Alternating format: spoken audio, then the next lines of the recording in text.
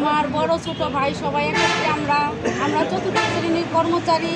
আমাদের জীবনটা খুবই দুঃখের সাথে চলতেছে। আমার পরিবারে 6 জন আমাদের সদস্য।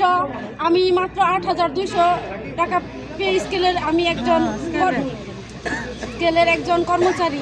আমার জীবন কিভাবে চলে? আমার পরিবারে আমার শাশুড়ি হচ্ছে বৃদ্ধ, তার ওষুধপাতি, টাকা পয়সা, বিভিন্ন খরচ আর সমস্ত সব কিছু আমারই বহন করতে হয়। তাহলে আমি একা চাকরি করে কিভাবে আমি এভাবে জীবনযাপন করি? আমার পরিবারের সংখ্যা এতজন হলে আমি মাত্র 15,000 টাকা বেতন পেয়ে ইয়েতে আমি এই পরিবেশে আমি কিভাবে চলতে পারি?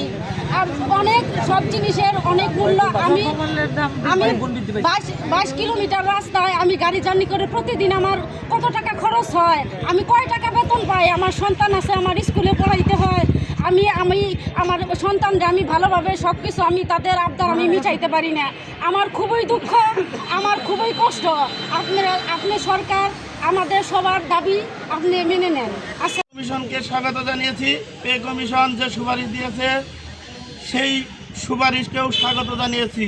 এখন আমাদের একটি প্রাণের দাবি, এই সরকার, বৈষম্য বিরোধী সরকার এই প্রস্তাবকে বাস্তবায়ন করে যাবে, এইটাই আমাদের প্রাণের দাবি এবং করতে হবে।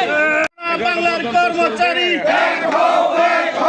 অবিলম্বে পে স্কেল দিতে হবে, অবিলম্বে পে স্কেল দিতে হবে, গেজেট প্রকাশ